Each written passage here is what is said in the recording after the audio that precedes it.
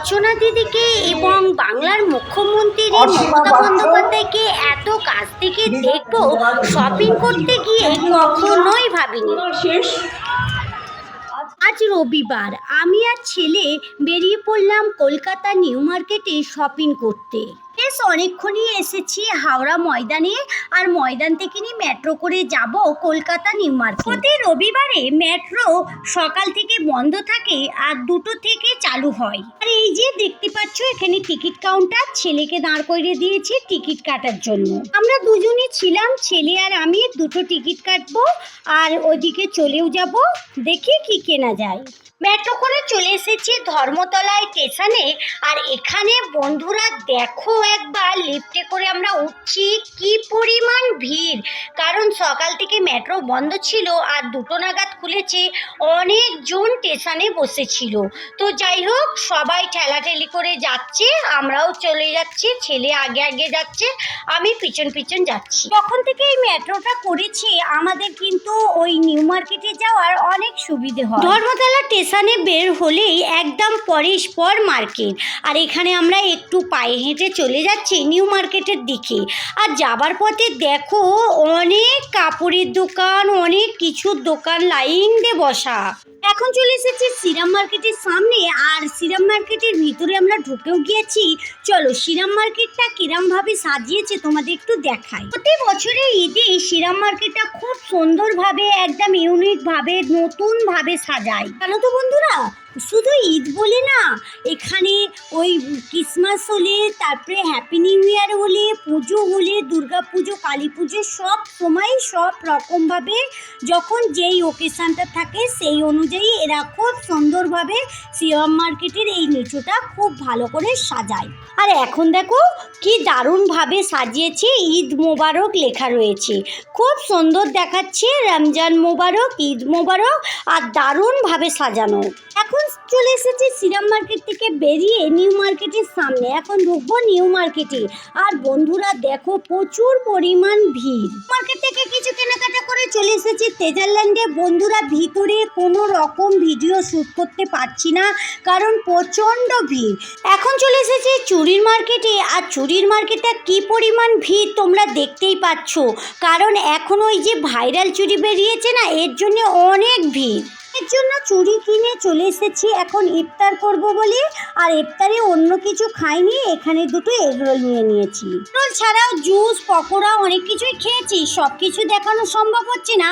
আর এখানে এগরোলটা নিয়েছি, এখন ইফতারে এগরোলটাই খাবো। জানো তো বন্ধুরা, এগরোলটা খেতে খেতে কানে একটা আওয়াজ আসছে, ওই যে মমতা বন্দ্যোপাধ্যায়ের ভাষণ শুনতে পাচ্ছি। তখন ছেলে শুনে বলছে, মা চলো একবার দেখে আসি। যেই কথা সেই কাজ, এগরোল খেয়ে চলে এসেছি পায়ে পায়ে এখানে এই মঞ্চে। প্রথমে একটু ভয় লাগছিল যে এরা ঢুকতে দেবে কিনা, তবে বন্ধুরা খুব ভালো পরিবেশ, খুব ভালো গাইড করছে, আর খুব ভালোভাবেই আমাদেরকে ভিতরে ঢুকতে দিয়েছে। এই প্রথমে দেখি ওই দিদি নাম্বার 1-এর রচনা দিদি ভাষণ দিচ্ছি, তবে দেখে তো খুবই ভালো লাগলো আর খুবই আনন্দ হলো। তবে বন্ধুরা এরা কিন্তু ওই পার্টি হিসেবেরই কিছু একটা করছে, আমি সব এইগুলো বুঝি না, তবে নিজের চোখে মমতা বন্দ্যোপাধ্যায়কে এবং দিদি নাম্বার 1-এর রচনা দিদিকে দেখতে পেয়েছি, এটাই সব থেকে আমার কাছে বড় ব্যাপার। কারণ এই রচনা দিদি তো অনেক ফিল্ম করেছে, আর ওই ফিল্মগুলো আমরা যখন ওই হলে দেখতে যেতাম তখন কিন্তু টিকিট কেটেই দেখতে যেতাম, আবার ওই হলে মানে ক্যামেরার মধ্যে দেখা হতো। আর এখন অরিজিনালভাবে সামনে সামনে এত কাছ থেকে দেখতে পাচ্ছি, এটাই হলো বড় ব্যাপার। তোমরা তো নিজের চোখেই দেখতে পাচ্ছ, এখানে মমতা দিদিও রয়েছে, আর রচনাও রয়েছে, আরও অনেকজন রয়েছে, সবার নাম আমি বলতে পারছি না, আরও অনেকজন রয়েছে, তবে সবাইয়েরই একটু একটু করে ক্লিপ নিয়েছি, তোমরা দেখতেই পাবে।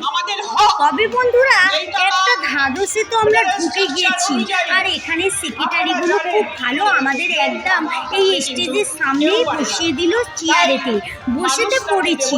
যখন মাঝ বরাবর বসে আছি তখন কিন্তু সব দিকে তাকিয়ে দেখছি লোকে লোক ভর্তি।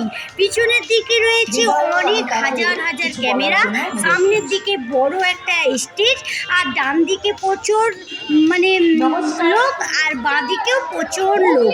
তবে এইগুলো দেখে আমার কিন্তু মনের মধ্যে একটা অনেক ভয় করছিল। কি ভয় করছিল তোমাদের আর বলছি না। ছেলেকে মাঝে মাঝে বলছি চ আমরা এবারে চলেই যাই, ছেলে বলছে দাঁড়াও না মা আর একটু দেখে যাব। তবে আমি কি ভয় লাগছিল ছেলেকেও বলিনি, কারণ ছেলেকে বলার পর ছেলেও আরও ভয় করবে। তার জন্যই ভাবছিলাম যে বসে যখন পড়েছি একটু দেখেই যাই। বন্ধুরা, আমার তো ক্যামেরা স্টার্ট ছিল কারণ আমি শপিং করতে এসেছি, আর তার মাঝেই আমি একটু একটু করে ক্লিপ তোমাদেরকেও দেখিয়ে দিচ্ছি যে কীভাবে আমরা এখানে গিয়েছি আর কিরমভাবে দেখলাম। আজকে আমি বলি, আজকে আমরা 6:30টার মধ্যে শেষ করে দেবো। এবং বর্ণালী যে ধর্ম নিয়ে বলছিল, আমি যে স্টোরিটা সমাপ্ত করছি। আজকে ওগুলো আমরা কেন রেখেছি? খালি হাড়ি গ্যাস নাই। গ্যাসে আপনি চাইতে গেলে এখন 21 দিন আগে আপনাকে বুক করতে হবে। আর যদি আপনার গ্যাস আজ ফুরিয়ে যায়, ওই চুলোটাও পাবেন না। ওই চুলোতে করতে গেলে কাঠ লাগবে, জঙ্গলে যেতে হবে কাঠ কাটতে, তারা গুল দিতে হবে। তেল আনবেন আমেরিকা রাশিয়া থেকে, আনুন, দেশের জন্য প্রয়োজন। কিন্তু কত তেল কত কড়ি দিয়ে আনবেন, প্রেশার দেয়। আপনি আমাদের সিআইডিকে দায়িত্ব দিন, আমরা করে দিচ্ছি।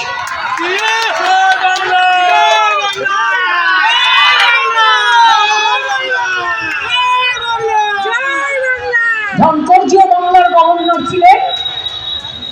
কাজের সময় কাজী, কাজ পুরোলে কাজ। সম্প্রীতি রক্ষা করুন, শান্তি রক্ষা করুন, জিও আর জিনে দো। সবাই ভালো থাকুন। আমি এটুকু বলে বলবো, তৃণমূল কংগ্রেস, মামাটি মানুষ, জয় বাংলা, জয় বাংলা, জয় বাংলা, জিতবে বাংলা, জিতবে বাংলা, জিতবে বাংলা, জয় বাংলা, জয় বাংলা, জয় বাংলা।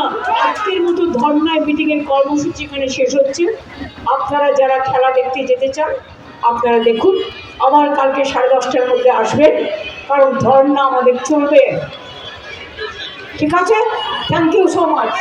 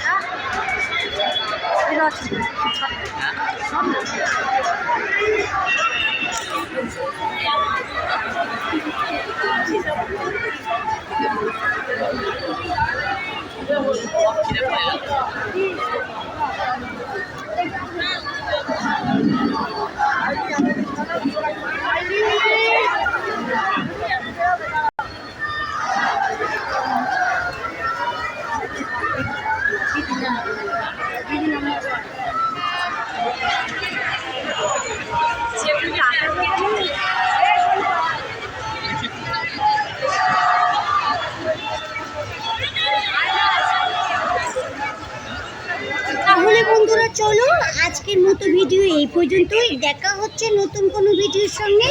ভালো থেকো, সুস্থ থেকো, সাবধানে থেকো। ভালো লাগলে লাইক করুন, শেয়ার করুন। যারা এখন আমার সঙ্গে থাকলে আমার ভিডিওর কোথাও যদি একটু ভালো লেগে যায় তাহলে আমার চ্যানেলটা সাবস্ক্রাইব করে সঙ্গে থাকতে পারেন। যারা এই কাজটা করে রেখেছে তাদেরকে অসংখ্য ধন্যবাদ। Thank you.